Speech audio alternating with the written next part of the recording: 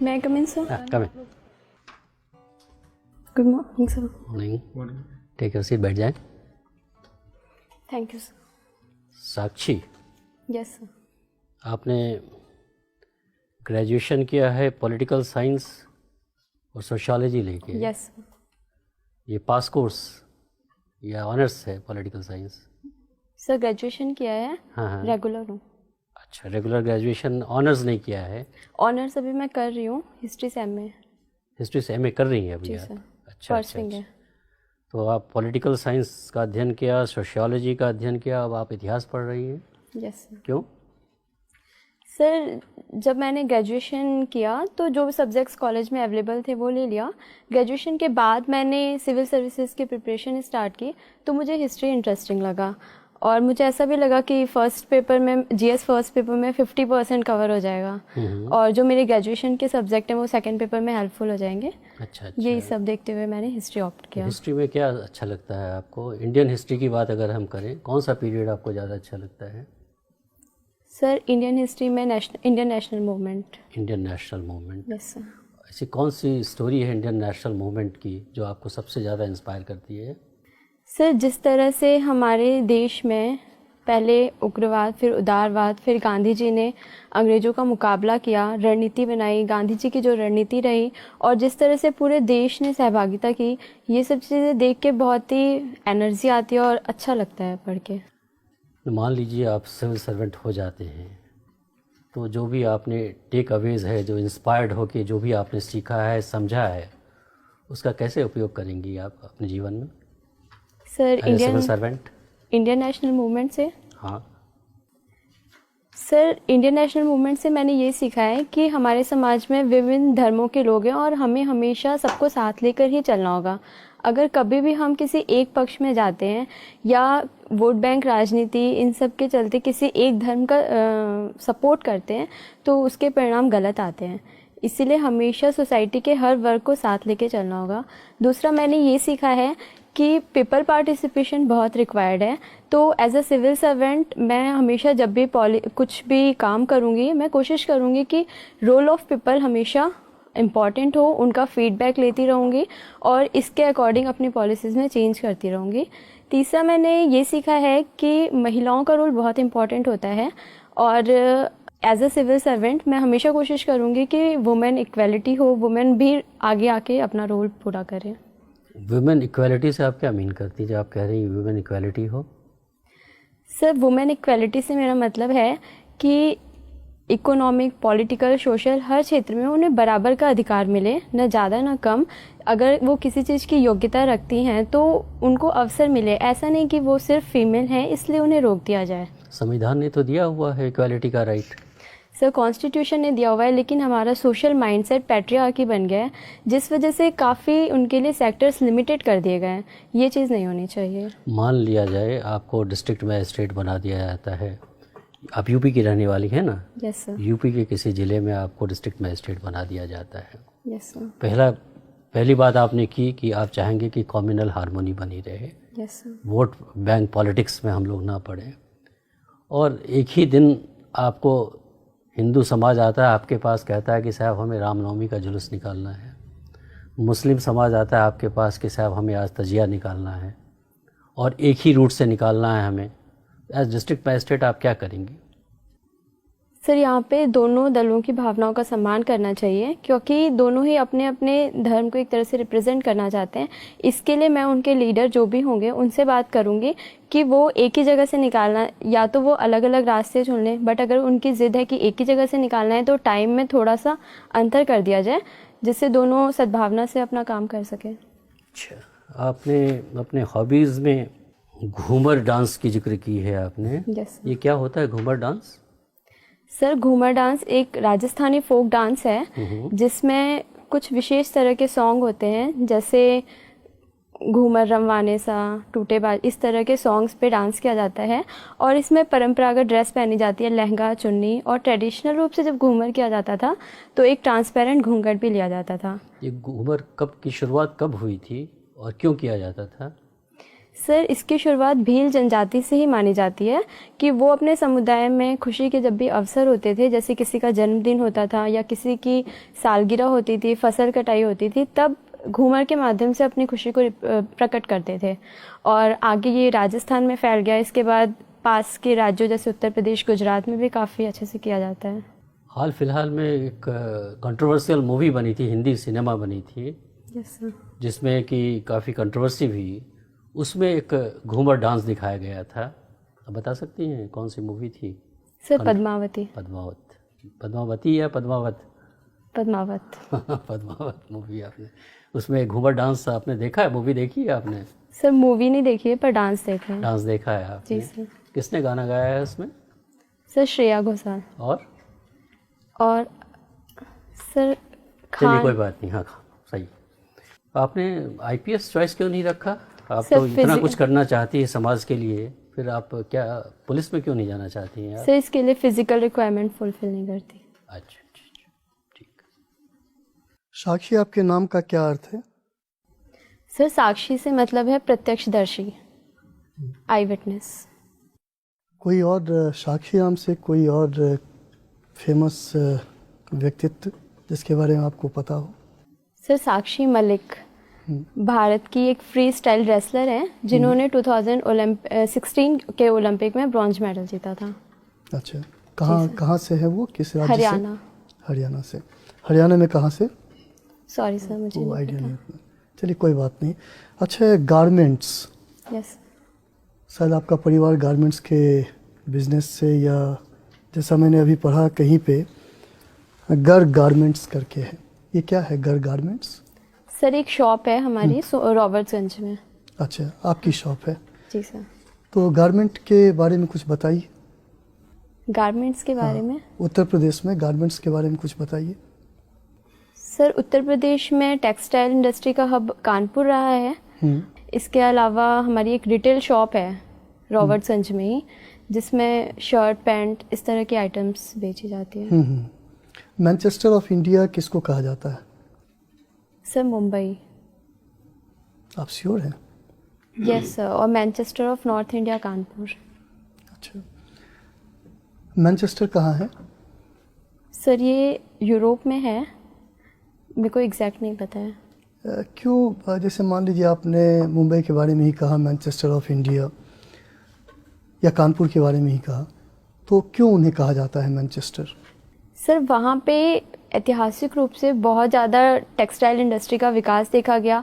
वहाँ के जो लेबर थे वो उसमें स्किल्ड हो गए, जिसकी वजह से वो इंडस्ट्री और ज़्यादा फैलती गई और एक तरह से हब बना हुआ था, इस वजह से कहा जाता है। यद्यपि अब ऐसा नहीं है, अब देश के कई जगहों पे टेक्सटाइल इंडस्ट्री डेवलप्ड हो रही है और कानपुर की टेक्सटाइल इंडस्ट्री की जो टेक्नोलॉजी है वो उतनी अपग्रेड नहीं हो पाई है, इसलिए धीरे धीरे कम होती जा रही है। ड्रेन ऑफ वेल्थ सुना है आपने? यस। किनका सिद्धांत है ये, बताइए कुछ।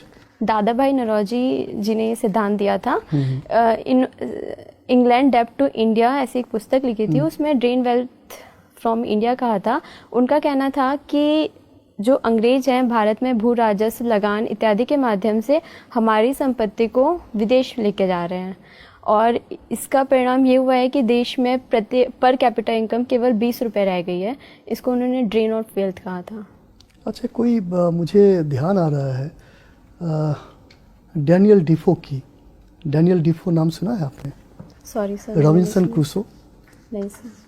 सुना है ना? नहीं सुना है। रॉबिन्सन क्रूसो का भी नहीं सुना है? अच्छा, चलिए कोई बात नहीं है। अब मुझे एक आपने कहीं वेस्ट मटेरियल के बारे में कुछ लिखा हुआ है। Yes sir. ठीक है ना, तो क्या है ये? सर ये मेरी इंटरेस्ट है। मैं स्कूल टाइम से ही हमारे स्कूल में प्रोजेक्ट्स दिए जाते थे कि पेन स्टैंड बनाना है या फिर घर से जो भी वेस्ट मिलता है उससे कोई शोपीस बनाना है। तो ये मुझे बहुत ही अच्छा लगता था बनाना। घर में भी मैंने अक्सर देखा था मम्मी को कि वो बची हुई उनसे एक अच्छा स्वेटर बना देती थी। तो ये मेरे को एक हॉबी की तरह डेवलप्ड हो गया और मैं जब भी मुझे कोई नया सामान चाहिए होता है, मुझे लगता है कि मेरे पास कोई वेस्ट सामान पड़ा हुआ है जिसका यूज़ करके मैं बना सकती हूँ। अच्छा, वेस्ट मटेरियल के डिस्पोजल के लिए अलग अलग मतलब ढंग से किया जाता है डिस्पोजल, कुछ पता है उसके बारे में? कैसे डिस्पोजल किया जाता है? जी सर, इसके कई तरीके हैं। जैसे एक लैंडफिल करते हैं, ज़मीन में दबा देते हैं। दूसरा इंसिनरेशन होता है कि वेस्ट मटेरियल से हम एनर्जी बना देते हैं, या फिर एक अवायवीय श्वसन के माध्यम से किया जाता है। इसके अलावा एक 4R प्रोसेस होता है जिसमें रिड्यूस रीयूज़ के बाद हम उसको रिसाइकल करने की कोशिश करते हैं, जैसे न्यूज़पेपर, प्लास्टिक, और इससे पुनः दूसरे उत्पाद बना देते हैं। कौन सा कंट्री है जो सबसे ज़्यादा वेस्ट मटेरियल प्रोड्यूस करता है? सॉरी सर, मुझे नहीं पता, इसके बारे में ज़्यादा ध्यान नहीं। चलिए कोई बात नहीं। एक और सवाल का मुझे जवाब दीजिए। समाज शास्त्र में, सोशियोलॉजी में एक सोशल बॉन्डिंग करके सिद्धांत है, कुछ पता है उसके बारे में? सब पर्टिकुलर सिद्धांत के बारे में मुझे नहीं पता है, लेकिन एज जनरल सोसाइटी में अगर देखा जाए इंडिया के परिप्रेक्ष्य में, तो इतने धर्मों, जातिगत विविधता है, भाषाई विविधता है, फिर भी सभी एक साथ रहते हैं, टॉलरेंस के साथ रहते हैं, एक दूसरे के कस्टम को अप्रिशिएट करते हैं। इसको मैं सोशल बॉन्डिंग के रूप में देखती हूँ। चलिए ठीक। अभी आपने, ये आपका पहला साक्षात्कार है? Yes sir. इससे पहले आपने प्री दिया है? जी सर। ओके। अच्छा, जो अभी सर ने सवाल पूछा हो जिसका मैं वहीं से शुरू करता हूँ। आपने कहा सभी लोग बड़े सहिष्णुता से रहते हैं। मैं तो सहमत नहीं हूँ इस विचारधारा से। आए दिन दंगे होते हैं, थोड़े छोटे छोटे सामाजिक तनाव के ऊपर लोग उत्तेजित हो जाते हैं। और सर ने भी एक सवाल इससे मिलता जुलता पूछा था कि दो अलग अलग समुदाय के लोग जुलूस निकालना चाहते हैं, एक ही समय पर निकालना चाहते हैं। आपने कहा कि हम उन्हें अलग टाइम दे देंगे, लेकिन ये लड़ाई तो उसी बात की है, साथ साथ निकालेंगे। तो कैसे आप उसको हैंडल करेंगे, ये बताइए। मैं आया हूँ, मेरे साथ एक और लोग आए हैं, और मेरा टाइम तो वही है, मैं तो नहीं बदलने वाला। बताइए। और आप उनको कहेंगे कि नहीं सब लोग प्यार से रहिए, तो कहने वाली बात है। मैं तो नहीं मानता कि लोग प्यार से रहते हैं। तो कैसे हैंडल करेंगे आप इस सिचुएशन? सर, अगर वहाँ की मैं डिस्ट्रिक्ट मैनेजर हूँ तो मेरे पास अथॉरिटी है कि मैं उन दोनों को मना भी कर सकती हूँ जुलूस निकालने के लिए। तो यहाँ पे मैं उन्हें पहले एक प्रपोजल दूंगी कि आप लोग इस टाइम पे निकाल लीजिए जिससे लॉ एंड ऑर्डर मेंटेन रहे। बट अगर वो नहीं एग्री करते हैं तो मैं उन्हें मना भी कर सकती हूँ कि आप दोनों को ही फिर परमिशन नहीं दी जाएगी जुलूस निकालने की। जब आप दोनों लोगों को मना करेंगी तो उसमें से एक जो उसका आयोजक है वो वहाँ के जो विधायक हैं उनका भाई है, वो उस कमेटी का चेयरमैन है, और वो बहुत प्रभावशाली है। 70 वर्ष से उसकी सीधी पहुँच है, और वो आपके पास भी बैठता है। उस दिन वो भीड़ उसके साथ है, तो वो भीड़ को देख के और ज़्यादा उत्तेजित हो गया है, और वो आपसे उसका जो एक नजरी लगाव है, जो आपके पास उठता बैठता है, जो डीएम आपके पास कई बार सिफारिशें लेके आया है, आपने उसकी 1-2 सिफारिशें छोटी मोटी मानी भी है। उस दिन वो आपसे ये सिफारिश मनवाना चाह रहा है। विधायक का भाई है, मुख्यमंत्री जी अभी कुछ दिन पहले उसके यहाँ आके गए हैं। बताइए अब आप कैसे मना करेंगे? सर, अगर उससे मेरा कोई कांटेक्ट है या मैं उसको जानती हूँ तो भी एज अ डीएम मुझे सोशल परिप्रेक्ष्य में काम करना होगा। मैं किसी पर्सनल के लिए काम नहीं कर सकती हूँ। और अगर मुझ पे पॉलिटिकल प्रेशर आता है तो मैं विधायक जी को समझा भी सकती हूँ, कंडीशन से उन्हें बता भी सकती हूँ कि इस तरह की सिचुएशन है, और अगर ऐसी कोई घटना एक साथ जुलूस निकाला जाता है तो यहाँ पे दंगे की स्थिति बन सकती है। और अगर फिर भी वो पॉलिटिकल प्रेशर बनाते हैं तो मैं डिनाई कर दूंगी कि सर। अच्छा चलिए, इसी में एक सिचुएशन और जोड़ते हैं। आपने उसको मना कर दिया, वो मान गया, लेकिन इन द मीन टाइम आपके जो मंडलायुक्त हैं, कमिश्नर हैं, जो आपसे 10 साल सीनियर हैं, उनका अगला रिंग आता है, कहता है नहीं इसमें जो दूसरा एक जो धर्म विशेष है उसको परमिशन नहीं देनी है और इनको परमिशन देनी है, इनको उसको टाल देना है। तो उस स्थिति में क्या करेंगे? वो तो आपको सीनियर है और वो आपको आदेश दे रहा है कि आप उनको उस पक्ष को दे दीजिए जो कि सत्ता पक्ष है, और जो दूसरा व्यक्ति है जो कि दूसरा धर्म विशेष का, उसको नहीं देना है या उसको टाल देना है कोई बहाना बना के। उस स्थिति में आप क्या करेंगे? और वो आपके सीनियर है, इमीडिएट सीनियर है, आपके कमिश्नरी में ही बैठते हैं जहाँ पे वो आपकी रोज मीटिंग लेते हैं। सर, पहले मैं उन्हें कंडीशन से अवेयर कराऊंगी और इसके क्या वो तो अवेयर है, आप उन्हें क्या, वो तो आपके सीनियर भी हैं। तो सर मैं उनसे अपील करूंगी कि वो मुझे रिटर्न में लिख के दें, और इसके जो भी कॉन्सिक्वेंसेज होंगे उसकी रिस्पॉन्सिबल फिर मैं नहीं होंगी। मैं उन्हें ऐसा स्पष्ट कर दूंगी। ओके, मतलब आप उन्हें बोल देंगे कि वो लिखित में दें, वो तो नाराज हो जाएंगे, आपकी करेक्टर रोल भी वही लिखेंगे। नहीं, आप सोच लीजिए, आप मुझे आराम से तसल्ली से जवाब दीजिए। मैं ये कह रहा हूँ कि आपकी जो करेक्टर रोल है जिसके आधार पे आपका अपना प्रमोशन डिपेंड करता है, वो उसको खराब कर देंगे। वो लिख देंगे कि she is very poor officer and he will grade you between 1 to 4 marks which are very poor for your promotion purposes. Then what exactly will you do in that situation? Sir मैं यही करूंगी, मैं उनसे return में लिखने को दूंगी और जो भी कॉन्सिक्वेंसेज होंगे उसके रिस्पॉन्सिबल फिर वही होंगे। और जो मेरा फीडबैक है ये मेरे काम पे डिपेंड करता है। इस तरह के पॉलिटिकल प्रेशर तो आते ही रहेंगे। अगर मैं हर समय झुकती हूँ और इसकी चिंता करती हूँ कि मेरा फीडबैक कैसा रहेगा, तो ये तो मेरे लिए ही निगेटिव होगा। आपके लिए नेगेटिव होगा तो आप तैयार हैं, पुअर परफॉर्मेंस Yes, sir. आपकी होगी उसके लिए आप तैयार हैं।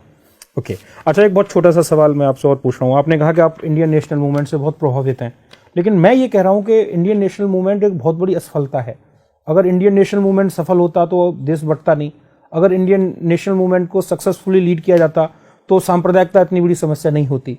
अगर इंडियन नेशनल मूवमेंट को और ज़्यादा कलेक्टिवली कॉलेजियल वे में और अच्छी तरीके से अगर उसको लीड किया जाता तो इतने ज़्यादा भेदभाव और सामाजिक तनाव नहीं होते। तो इसका मतलब इंडियन नेशनल मूवमेंट तो एक असफल फिनोमिना है, मैं उसको कहूँगा इट्स ए अनसक्सेसफुल फिनोमिना। आप कैसे मुझे मुतमईन करेंगे कि वो सफल है या असफल, बताइए। सर, इंडियन नेशनल मूवमेंट में यकीनन कुछ कमियां रही हैं। सांप्रदायिक, क्या कमियां है वो बताइए, क्या कमियां है? सर, सांप्रदायिक चिन्हों का प्रयोग किया गया, कई बार धर्म के आधार पर तुष्टीकरण की कोशिश की गई, जिसका ही परिणाम रहा कि हमें देश विभाजन देखना पड़ा। लेकिन सिर्फ इस आधार पर हम इंडियन नेशनल मूवमेंट को कम करके नहीं आंक सकते हैं। इसके बहुत ही अच्छे परिणाम रहे हैं। पहला, देश को आज़ादी मिली है। दूसरा, जिन मूल्यों के आधार पर मिली है हमारे देश को, ऐसा एग्जाम्पल पूरे वर्ल्ड में कहीं पे भी नहीं है कि एक हमने डेमोक्रेटिक कंट्री बनाई है, एक हमारा कॉन्स्टिट्यूशन है। मैं आपको थोड़ा, आपने कहा धार्मिक चिन्हों का प्रयोग हुआ, तो धार्मिक चिन्हों का प्रयोग तो उन्हीं ने किया जिनको हम सबसे ज्यादा रेफरेंस देते हैं, सम्मान देते हैं। महात्मा गांधी से ज्यादा धार्मिक प्रतीकों का प्रयोग तो किसी ने नहीं किया। गीता लेके चलते थे, राम के भजन गाते थे, कई बार इस पर आपत्तियां भी हुई, बावजूद उन्होंने उसको कभी नहीं छोड़ा। तो क्या आप मानती हैं कि ये गांधी जी की गलती थी कि वो धार्मिक चिन्हों का प्रयोग करते रहे? एक सेकुलर, जब एज ए सेकुलर लीडर उनको नहीं करना चाहिए था, या कम से कम सार्वजनिक तौर पे करते हुए नहीं दिखना चाहिए था? वो अंदर करते, लेकिन वो तो सभाएं करते थे और राम के भजन गाते थे वो सारे के सारे। तो क्या आप मानती है इस चीज को कि गांधी जी से ये गलती हुई? Sir, as a personal student, आपकी पर्सनल कैपेसिटी में बताइए। एज ए स्टूडेंट, आप हिस्ट्री की स्टूडेंट भी हैं, आप परसू भी कर रही हैं एमए हिस्ट्री, तो आप बताइए इस चीज को। सर, अगर मैं गांधी जी के पर्व से देखूं तो ये उनका पर्सनल ट्रेट था। नहीं, पर्सनल कहाँ था? फिर तो पब्लिक हो गया। वो मंदिर सारे लोगों को करा रहे हैं, पब्लिक उस कैपेसिटी में करा रहे हैं, ये बता दीजिए। सर, उनका इस सही गलत देखने के लिए उनका उद्देश्य देखना होगा। गांधी जी का उद्देश्य मैक्सिमम लोगों को अपनी तरफ करना था, किसी धर्म का साथ नहीं देना था। लेकिन कई बार ऐसा हुआ कि इस कारण से कुछ लोगों ने इसको जातिगत धार्मिक रूप दे दिया। पर गांधी जी हमेशा चाहते थे कि इस आधार पर ज़्यादा से ज़्यादा लोगों को आपस में एकीकृत किया जा सके, ये उनका उद्देश्य था। साक्षी, तुम उत्तर प्रदेश से हो। जी मैम। उत्तर प्रदेश में महिलाओं की स्थिति बहुत अच्छी तो नहीं है, यस, जिसको आपने पेट्रियार्की का नाम दे दिया। पेट्रियार्की क्या हर मामले में गलत होती है? पितृसत्ता क्या हर मामले में गलत है? जी मैम, मुझे लगता है हर मामले में गलत है। जब गॉड ने एक साथ दो जेंडर बनाए हैं तो इक्वलिटी होनी चाहिए हर परिप्रेक्ष्य में। तो पेट्रियार्की का मतलब केवल अनइक्वल सोसाइटी को आप पेट्रियार्की से जोड़ रही हैं? नहीं, पैट्रियार्की की मैं ये मान रही हूँ कि ये देखा जाता है कि जो मेल है वो एसेट है और जो फीमेल है वो लायबिलिटी है। जो मेल है वो ज़्यादा, ये पेट्रियार्की की एक इंटरप्रिटेशन है या पेट्रियार्की अपने आप में ऐसी है? मैम, हमारी सोसाइटी में जब मेल को डोमिनेट कर दिया गया। नहीं, पेट्रियार्की का जो डेफिनेशन है वो क्या है? जी, पर पेट्रियार्की और मेट्रियार्की अपने आप में क्या है? पैट्रियार्की पितृसत्ता, जहाँ पे पिता की सत्ता हो, एक मेल की सत्ता हो, यही पैट्रियार्की है। वो आपको लगता है हर मामले में गलत होता है? Yes ma'am. अच्छा, आपने हिस्ट्री की पढ़ाई की है। जी ma'am. Doctor B R Ambedkar को चैलेंज करने के लिए डॉक्टर बी आर अम्बेडकर को किसी ने चैलेंज किया था संविधान जब बन रहा था तो? सॉरी मैम, इसके बारे में मुझे रिकॉल नहीं है। अच्छा, ठीक है। साक्षी, ये बताइए, आप हमारा जो प्रियम्बल है 42nd कॉन्स्टिट्यूशनल अमेंडमेंट एक्ट 1976 के अंतर्गत, उस पर 3 वर्ड जोड़े गए थे, वो क्या थे? पंथ निरपेक्षता, लोकतंत्र, गणराज्य। मुझे ये बताइए कि इसके पीछे उद्देश्य क्या था? क्या जोड़ने के बाद ही भारत सेकुलर हुआ, सोशलिस्ट हुआ, या उसके पहले भी था? मुझे ये बताइए कि उसको जोड़ने की उस समय तात्कालिक कारण क्या था, क्यों जोड़ा गया? सर, भारत तो हमेशा से ही एक पंथ निरपेक्ष रहा है, लेकिन उसको जोड़ के एक संवैधानिक रूप दे दिया गया कि हम अपने डॉक्यूमेंट्स के माध्यम से दिखाना चाहते हैं कि भारत एक पंथ निरपेक्ष देश है।